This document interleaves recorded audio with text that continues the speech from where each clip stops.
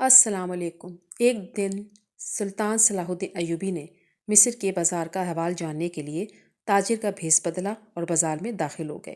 آپ رحمۃ اللہ علیہ چند دکانداروں کے پاس گئے، ان سے کچھ حال احوال پوچھا، تاجر کے روپ میں بازار کے بارے میں پوچھا، پھر جا کر ایک بازار کی نکڑ پر جا کر کھڑے ہو گئے۔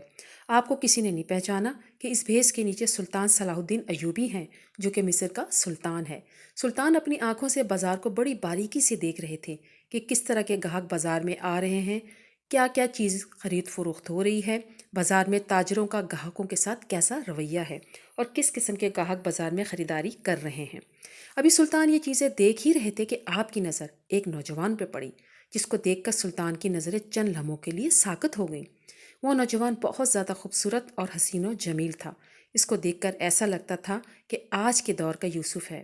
لیکن حیرانی کی بات یہ تھی کہ وہ نوجوان ہاتھ میں ایک ڈبہ پکڑے ہوا تھا، جس کو دیکھ کر معلوم ہوتا تھا کہ وہ نوجوان جوتوں کی مرمت کا کام کرتا ہے۔ آپ اس نوجوان کو بڑے غور سے دیکھ رہے تھے کہ یہ نوجوان کہاں جاتا ہے اور کیا کرتا ہے۔ وہ نوجوان چلتے چلتے ایک دکان کے کونے پہ جا کر بیٹھ گیا، جہاں وہ معمول کی طرح بیٹھتا اور جوتوں کی مرمت کا کام کرتا تھا۔ لیکن حیرانی کی بات اس وقت ہوئی جب اس نوجوان نے اپنی دکان لگائی تو گاہک فوراً اس کی دکان پر آنا شروع ہو گئے۔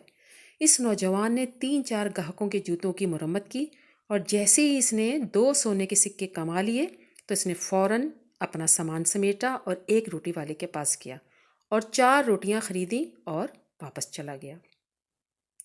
یہ سارا منظر سلطان صلاح الدین ایوبی اپنی آنکھوں سے دیکھ رہے تھے۔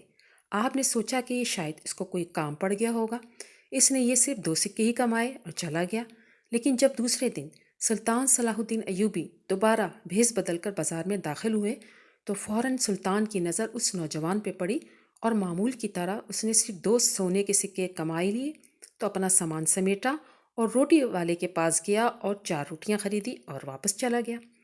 یہ دیکھ کر سلطان کو یہ بات ہضم نہیں ہو رہی تھی کہ آخر اتنا خوبصورت نوجوان جوتوں کی مرمت کا کام کیوں کرتا ہے، اور حیرانی کی بات یہ ہے کہ صرف یہ 2 سونے کے سکے ہی کیوں کماتا ہے۔ یہ بات سلطان معظم کو ہضم نہیں ہو رہی تھی۔ جب سلطان تیسرے دن بازار میں آیا، پھر وہی چیز دہرائی گئی تو اب سلطان کو مزید تجسس پیدا ہوا، اور سلطان صلاح الدین ایوبی اس روٹی والے کے پاس گئے اور کہا، مجھے 2 روٹیاں چاہیے۔ روٹی والی نے سلطان کے ہاتھ میں 2 روٹیاں دیتے ہوئے کہا کہ 1 سکہ دے دو۔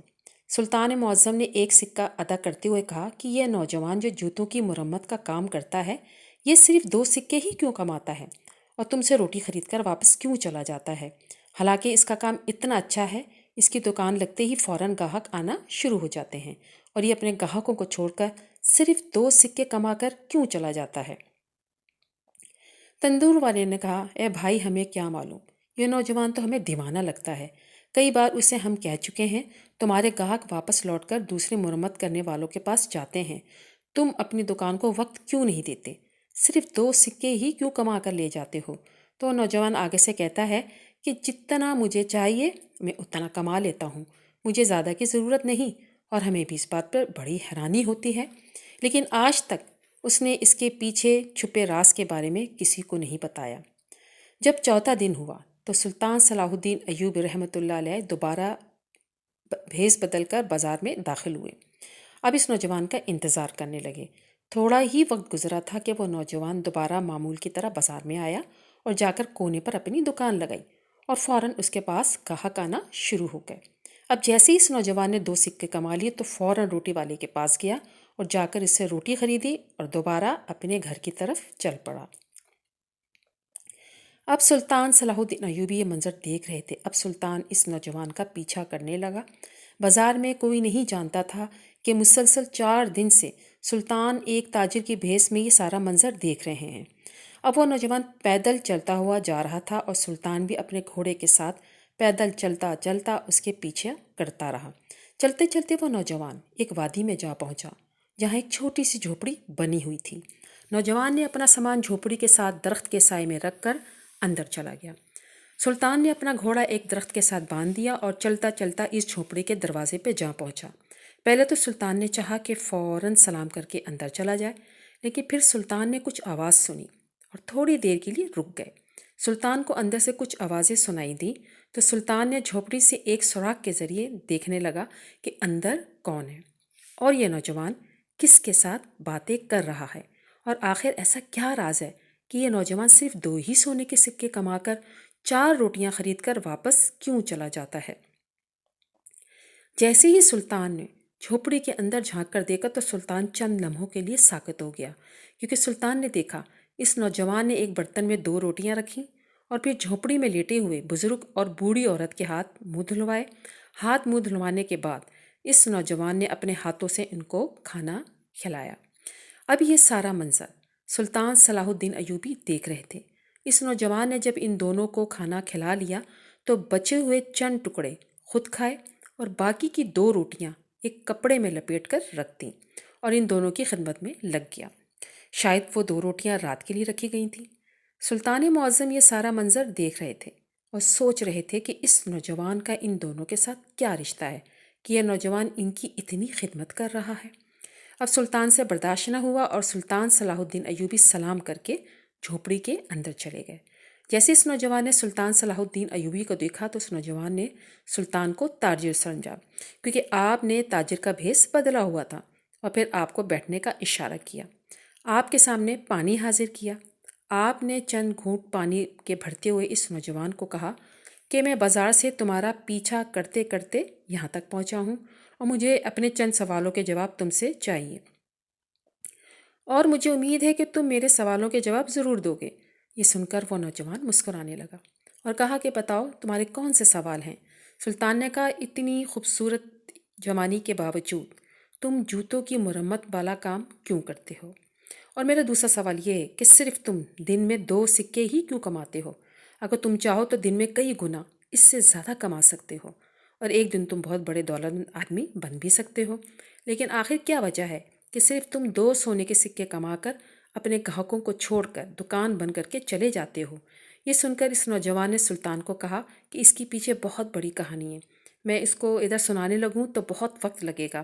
سلطان نے کہا میرے پاس روٹیاں ہیں جو میں نے تندور سے خریدی تھیں، جس سے تم نے خریدی تھی۔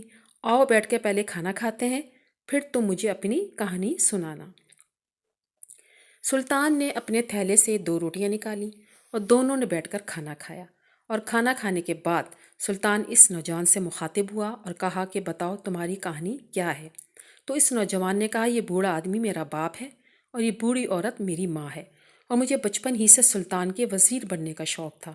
میں بڑے بڑے مدرسوں میں پڑھتا رہا تاکہ میں سلطان کا وزیر بن سکوں، لیکن وقت نے کچھ حالات کا رخ ہی بدل دیا۔ ایک طرف میں جوانی کے سفر کی منزل طے کر رہا تھا تو دوسری طرف میرا بابا جوانی سے نکل بڑھاپے کی طرف جا رہے تھے۔ جب میں جوان ہوا تو بڑھاپے نے میرے باپ کو کھیل لیا۔ اب میرے بابا جس نے مجھے بچپن سے لے کر جوانی تک کھلایا پلایا تھا، اب وہ کمانے کے لائق نہیں رہا، لیکن پھر بھی مجھے سلطان کے وزیر بننے کا جنون تھا۔ میں بڑے بڑے مدرسوں میں بڑے بڑے عالموں کے پاس تعلیم حاصل کرتا رہا تاکہ اس قابل بن سکوں کہ سلطان کا وزیر بن سکوں، لیکن میرے اماں ابا کہتے کہ بیٹا سلطان کا وزیر بننا کوئی عام بات نہیں، یہ بہت بڑا عہدہ ہوتا ہے اور اس کی بہت بڑی ذمہ داریاں ہوتی ہیں۔ ایک غریب کا بیٹا کبھی وزیر نہیں بن سکتا، لیکن میں اپنی ماں کو ہمیشہ کہتا کہ میں اپنے سلطان کا وزیر ضرور بنوں گا۔ وقت کے ساتھ ساتھ میرا یہ خواب بھی بڑا ہو رہا تھا۔ ایک دن میں یہی خواب لے کر گلی میں جا رہا تھا، پھر میں نے سوچا کہ میں ایسا کیا کام کروں کہ میرے کام کا نام ہمارے سلطان معظم تک جا پہنچے اور وہ مجھ سے متاثر ہو کر مجھے وزارت کا عہدہ دے دیں۔ میں گلی کی نکڑ پر پہنچا کہ امام صاحب مسجد میں تقریر فرما رہے تھے، اگر تم ایک کام کر لو تو تم دنیا اور آخرت کی ہر چیز حاصل کر سکتے ہو۔ امام صاحب کے الفاظ میرے دل کو لگے۔ چند لمحوں کے لیے مجھے ایسا لگا کہ امام صاحب میرے سوال کا جواب دے رہے ہیں۔ میں وہیں پر ساکت ہو گیا اور مجھے ایسا لگا میرے قدموں میں آگے چلنے کی ہمت نہیں رہی۔ امام صاحب نے فرمایا اگر تم دنیا اور آخرت میں کامیابی چاہتے ہو تو اپنی ماں باپ کی خدمت کر لو، تم اپنے ماں باپ کے غلام بن جاؤ، دنیا تمہاری غلام ہو جائے گی۔ امام صاحب کے الفاظ مجھے ہضم نہ ہوئے اور میں سیدھا امام صاحب کے پاس گیا اور اسے اپنی منزل کے بارے میں بتایا اور کہا کہ اگر میں اپنے ماں باپ کی خدمت کروں تو کیا میں اپنا خواب پورا کر سکتا ہوں؟ تو امام صاحب نے کہا اے نوجوان، یہ خواب تو بہت چھوٹا ہے، ماں باپ کی خدمت کا جو تجھے انعام ملے گا وہ تجھ سے سنبھالا نہیں جائے گا۔ یہ سن کر میں سیدھا گھر آیا اور اس دن سے لے کر آج تک میں اپنے ماں باپ کی خدمت کر رہا ہوں، اور اس خدمت میں مجھے اتنا سکون ملا کہ مجھے اپنے بچپن کا خواب بھول گیا۔ میں دن رات اپنے ماں باپ کی خدمت میں گزرتے ہیں۔ اس دن سے ہی میں نے اپنے بابا کا سامان اٹھایا اور دکان کھول لی، اور اس دن سے لے کر آج تک میں صرف 2 سونے کے سکے کما کر دوبارہ اپنے گھر آ جاتا ہوں اور اپنا سارا وقت اپنے بوڑھے ماں باپ کی خدمت میں گزارتا ہوں۔ مجھے دولت کی کوئی لالچ نہیں، اور یقین جانیے کہ مجھے اس خدمت میں دنیا داری بھول گئی۔ میرا وزیر بننے کا خواب کہیں ایسے سمندر کے پانی میں ڈوبا کہ آج تک دوبارہ واپس نہ آیا، اور جتنا سکون، جتنا اطمینان مجھے اپنے ماں باپ کی خدمت میں ملتا ہے، اتنا سلطان کا وزیر بن کر بھی شاید نہ ملتا۔ یہ سن کر سلطان صلاح الدین ایوبی مسکرانے لگے اور کہا کہ اگر تیری خدمت کا علم سلطان صلاح الدین ایوبی کو پتہ لگ جائے، اور اگر تم سے متاثر ہو کر اور تمہیں اپنا وزیر بنانے کا حکم دے، تو کیا تم اس کا وزیر بننے کے لیے تیار ہو جاؤ گے؟ تو یہ سن کر اس نوجوان نے کہا کہ میں اپنی سلطان پر جان قربان کر سکتا ہوں، لیکن اپنے ماں باپ کی خدمت چھوڑ کر سلطان کا وزیر نہیں بن سکتا۔ یہ سن کر سلطان صلاح الدین ایوبی مسکرائے اور اپنا بھیس ہٹایا اور کہا، کیا تم نے کبھی اپنے سلطان کو دیکھا ہے؟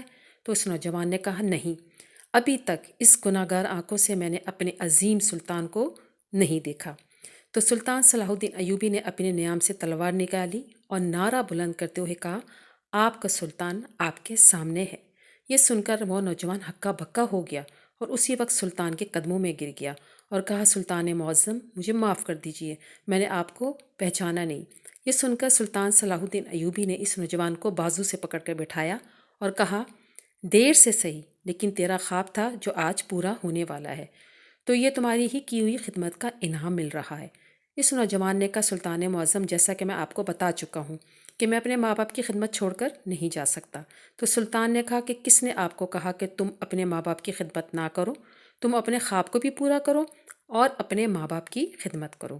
اس کے بعد سلطان صلاح الدین ایوبی نے اس نوجوان کو 1 مہینے کی تربیت کے بعد اپنا وزیر بنا لیا، اور اس نوجوان نے سلطان صلاح الدین ایوبی کے ساتھ کئی جنگوں میں شرکت کی اور آپ نے کئی فتوحات حاصل کی، اور اس طرح وہ نوجوان جس کا باپ جوتوں کی مرمت کا کام کرتا تھا، اس کا بیٹا ایک دن سلطان صلاح الدین ایوبی جو کہ مصر کا سلطان تھا، اس کا وزیر بن گیا، اور وہ کوئی عام سلطان نہیں بلکہ سلطان صلاح الدین ایوبی کا وزیر تھا۔ یہ ماں باپ کی خدمت کا انعام تھا۔